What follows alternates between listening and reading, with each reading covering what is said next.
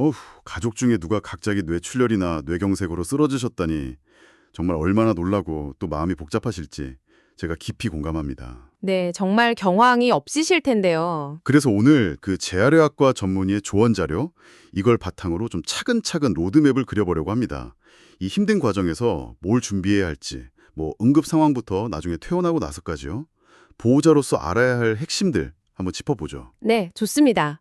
그 병원 초기 단계부터 재활 거치고 또 집으로 돌아가시는 준비까지 각 단계별로 실질적으로 도움이 될 정보들 저희가 명확하게 정리해 드릴게요. 우선 급성기라고 하죠. 뭐 처음 한 일주일 정도.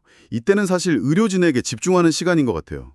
뭐 수술을 할지 말지 같은 큰 결정도 내려지고요. 맞습니다. 생명에 달린 문제니까요. 그러다가 이제 상태가 좀 안정돼서 일반 병실로 옮기시게 되면 그때부터는 보호자 역할이 정말 중요해지죠.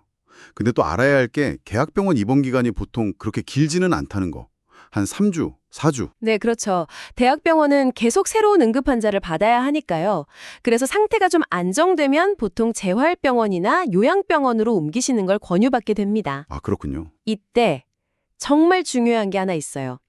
신경과나 신경외과에 계시더라도 가능한 빨리 주치의 선생님께 재활의학과 협진을 요청하시는 거예요. 아, 재활의학과 협진이요? 네, 이게 놀랍게도 정말 초기 단계, 심지어 중환자실에서부터도 재활이 시작될 수도 있거든요.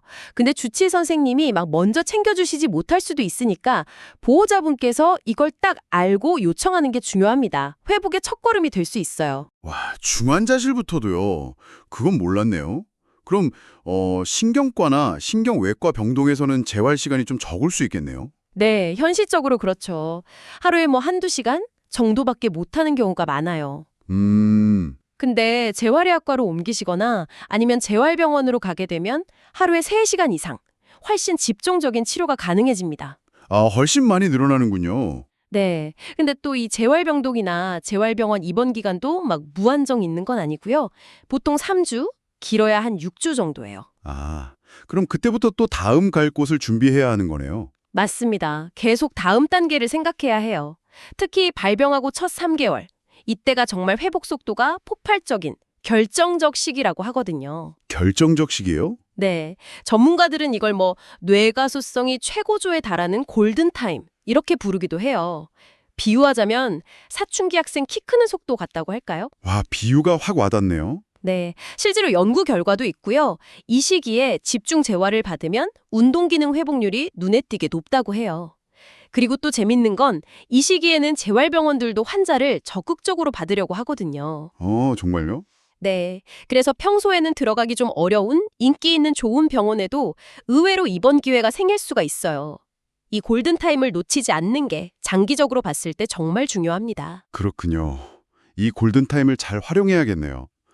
자, 그럼 재활병원에서의 시간도 이제 끝나갈 무렵이면 이때가 정말 고민이 깊어지겠어요. 집으로 모셔야 하나 아니면 다른 요양병원 같은 곳으로 가야 하나? 그렇죠. 가장 큰 결정이죠. 그 자료 주신 전문의 선생님은 개인적인 기준을 말씀하셨죠. 혼자서 좀 안전하게 걸으실 수 있고 마비된 손으로 엄지랑 새끼손가락 이렇게 맞닿을 수 있고 그리고 간단한 은행 업무 볼 정도 그 정도 소통이 되면 집으로 모시겠다 이렇게요. 네, 뭐 그건 하나의 기준이 될 수 있겠죠. 근데 만약에 매일 돌보기 어려운 상황이다 그러면 결정이 참 쉽지 않을 것 같아요. 맞아요. 특히 이 시점에는 아직 그 노인 장기 요양 등급이나 장애 등급 판정이 안 나왔을 가능성이 커요. 그 지원 제도가 아직 적용이 안 되는 시기군요. 네. 그러니까 정부 지원 없이 순전히 가족들이 간병을 다 책임져야 하는 부담이 아주 큰 시기죠. 그렇겠네요. 그래서 만약에 집으로 퇴원을 생각하신다면 정말 아무리 늦어도 퇴원 한 달 전, 가급적이면 두세 달 전부터 딱 2가지 준비를 반드시 시작하셔야 합니다. 2가지요. 뭔가요?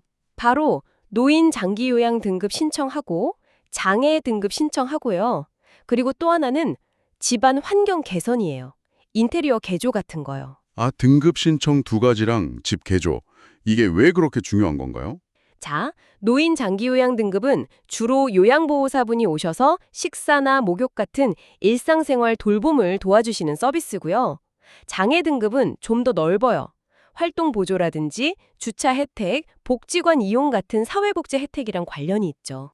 성격이 좀 다르네요. 그럼 둘 다 신청하는 게 좋겠군요. 네, 그렇죠. 어떤 지원이 더 필요할지 모르니까 일단 둘 다 신청해서 가능성을 열어두는 게 현명합니다. 이게 또 신청하고 판정까지 보통 2주에서 한 달은 걸리거든요. 그러니까 미리 서둘러야 해요. 네, 실황 걸리니까 미리미리. 알겠습니다. 그럼 집안 환경 개선은요? 이것도 정말 필수예요. 예를 들어 손에 마비가 있으시면 문고리 돌리는 거 힘들잖아요. 그러니까 누르는 레버식으로 바꾸고 휠체어나 보행기 쓰시면 문턱, 이거 정말 위험하거든요. 문턱 제거해야 하고요. 복도나 화장실에는 안전 손잡이 설치하고요. 생각보다 손볼 곳이 많네요. 비용도 꽤 들겠는데요? 근데 이게 비용이 대략 한 50만 원에서 100만 원, 그 정도인데요. 생각해 보세요. 한 달 병원비가 적게는 150에서 많게는 400만 원까지도 들잖아요. 그랬죠. 그거에 비하면 훨씬 적은 비용으로 환자분이 집에서 안전하고 또 조금이라도 더 스스로 생활할 수 있는 기반을 만들어주는 거예요. 실제로 한 100만 원 안 들여서 욕실이랑 문턱 같은 것만 싹 고쳤는데 환자분이 훨씬 안전하게 지내시게 된 그런 사례도 있었어요. 와, 효과가 크네요. 네, 이런 준비 없이 그냥 퇴원하시면 환자분이 집에서 할 수 있는 게 너무 없어서 좌절하시고 결국 다시 병원에 입원하고 싶어 하시는 경우가 정말 많대요. 그러니까 미리 철저하게 준비하는 게 너무 중요합니다. 정말 그렇겠네요. 미리 준비 안 하면 환자도 가족도 너무 힘들겠어요. 자, 그럼 오늘 이야기 정리해 보겠습니다. 뇌졸중 환자분의 회복 과정에서는요, 매 단계마다 보호자분의 천재적인 정보 탐색과 준비, 이게 정말 결정적인 역할을 한다는 거네요. 네, 맞습니다. 초기에 재활을 빨리 시작하도록 요청하는 것부터 퇴원 후의 생활을 미리 구체적으로 계획하고 또 준비하는 것까지, 결국 이 모든 건 당신의 관심과 노력이 환자분의 회복 가능성을 정말 크게 높일 수 있다는 의미겠죠? 네. 마지막으로 오늘 저희가 나눈 이런 실질적인 준비 사항들 외에 제가 당신께 한 가지 더 깊이 생각해 볼 질문을 좀 던져드리고 싶어요.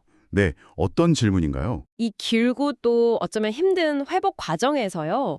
환자분의 그 정서적 지지, 그리고 다시 일어서려는 의지, 이걸 어떻게 북돋아 줄 수 있을까요? 몸은 좀 불편하시더라도 내가 그래도 스스로 뭔가를 할 수 있구나 하는 그런 감각, 효능감이라고 하죠. 그걸 잃지 않도록 돕는 방법, 여기에 대해서도 한번 고민해 보시면 장기적인 회복의 또 다른 아주 중요한 열쇠가 될 거라고 생각합니다.